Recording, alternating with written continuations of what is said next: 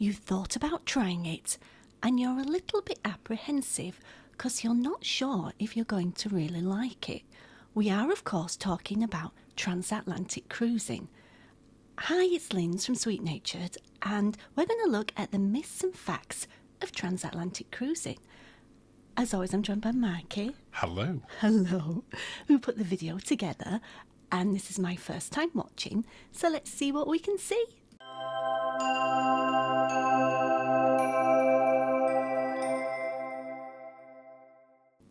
As you said in the introduction, Linz, we're going to be taking a look at the myths and facts behind transatlantic cruising.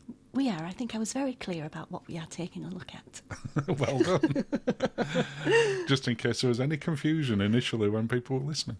But we're going to start off with the one that we get asked the most, which is, do you need good sea legs and do you get really seasick? I'm going to say no. Wow, in-depth analysis. No, they try and make your ride as comfortable as possible. They do, and depending which cruise line you're going on, and whether you're going sort of North Atlantic, Mid-Atlantic, depending how you're getting from there, then you can get rough sea days, but you can get rough sea days on the North Sea, you can get it in the Mediterranean. Bay of Biscay, absolutely.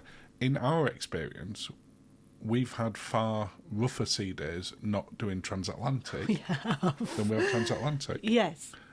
Our most recent one on Celebrity Apex, we were going through some storms that were hitting America, Florida at the time. Yeah. And honestly, we hardly felt anything. No, the captain, they always try and make it as I say, comfortable. And if they do feel it's going to get choppy, they tell you to prepare, take medication. If you feel it's going to get really bad, see the thingy bay. What the Star Trek the medical thing? bay, the Star Trek thing, the med bay. But in our experience, it is you're no more likely to be seasick on transatlantic than any other cruise. I totally agree. The next one, that again is probably the second most common one we get asked, is it expensive? So I just thought I'd compare a couple here. So if you have a look at this 11-night Apex one, that's from £1,549. If you have a look at a 13-night transatlantic one, that's only £787. Wow. There are different cruises where that isn't always the case. Yes. But the repositioning cruises, as opposed to regular transatlantic that you might get on something like Queen Mary 2, tend to be good value. Yeah. This P&O one on Arvia, 14 nights around the Mediterranean, from 1,049. Yeah. The transatlantic is from 1,279, but that includes your flights back. Back home, yes. So when you're looking at it as value for money, it can work out really well. We always find it's really good value, and that means that you get to try a ship that you've always fancied. Yeah, and generally speaking, you get to try it for longer. Yes. You know, Queen Mary 2 is normally a shorter cruise, but some of the other ones are much longer. Yeah. Next up is that people think they might get bored. Oh, I don't get bored. No. The reality is, on the transatlantic cruises, the crew, the entertainment staff in particular, tend to have even more things going on than on a port-intensive cruise. Yes. So you've got your shows and all the usual bits. Look how happy you are there. I knew every song. I know you did. And he was doing off-book stuff. I know. But back to this particular one. There is so much going on board. And as we said, you will find, generally speaking, far more to do on a transatlantic cruise than you would do on one that's, say, stopping every night around the Mediterranean. Yes. Because they know most people are getting off the ship. Yeah. Whereas when you're going transatlantic, it's a little bit harder to get off the ship at certain times. Yeah, you know. You would definitely get wetter than you would do normally. But as I said, in our experience, we've often found that you've not got enough time to do everything that's on there. And depending which ship you go on, whether you're going on Queen Mary 2, Cunard type, or a P&O, or a Celebrity, or Virgin, there's very different types of entertainment and things going on to keep you occupied. Yes. But they've all got lots. Oh, definitely. And to sort of suit what mood you're in as well. You might be want to relax that day, so you might fancy a bit of trivia. Yeah. Some sports competitions. Oh, the trivia is intense because they do the progressive trivia. Yes. Yeah, so if you're on a I mean, you do get that on other cruise lines as well, but on a 13 or 14 night transatlantic, it gets very competitive. Next most common one is it can be a packing nightmare. It can. This is actually factual. So, unlike the myths for sort of some of the other ones, what you need to bear in mind with Transatlantic is unless you're doing something like a there and back again with Queen Mary 2, yes, you're going to be flying back.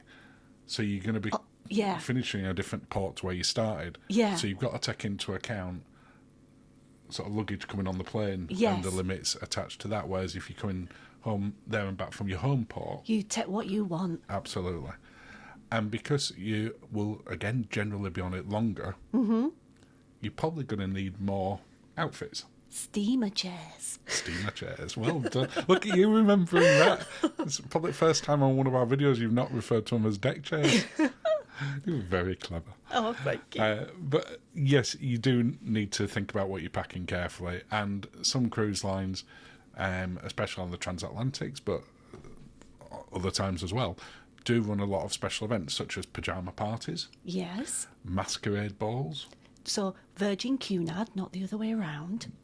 Well, at the moment. Oh, can you imagine? What, a pyjama party on Cunard? No. I was thinking more of a masquerade ball on I can imagine a masquerade ball on Virgin. That's much easier for me to imagine. We've said many times that it seems much more suited to the Virgin cruise than that would be nice. But yeah, you do need to think about what you're packing, and also you will tend to find that the weather can be more variable when you're going sort of 3,000 miles across the Atlantic than around the Mediterranean. Yes, yes. So you're stuck on the ship is another common myth. Well, you are stuck. Well, you are when it's at sea, but that applies wherever you are. Oh, so for a repositioning transatlantic, you do get off? Yeah. Normally, so if we take out a regular transatlantic like Queen Mary 2... Yes. Where it just goes from Southampton to New York, no stops in between. Yeah. Most of the other transatlantics, especially the repositioning ones, will have 3-4 stops en route. Yes. Obviously, in the middle of the Atlantic where there's nothing, you don't stop. The Azores?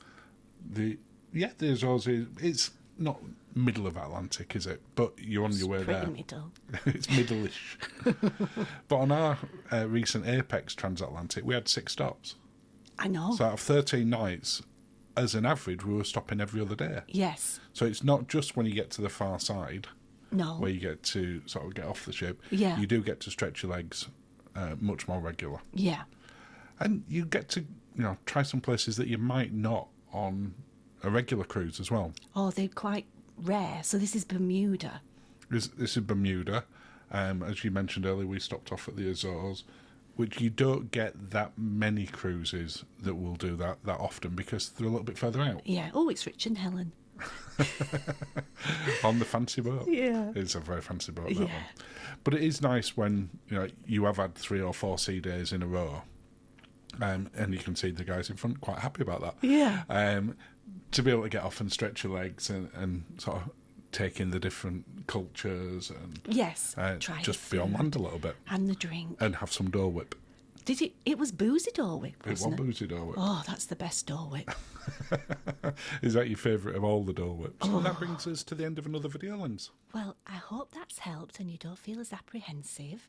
Cheers, darling. Cheers, Linz. Thanks, and have a lovely day.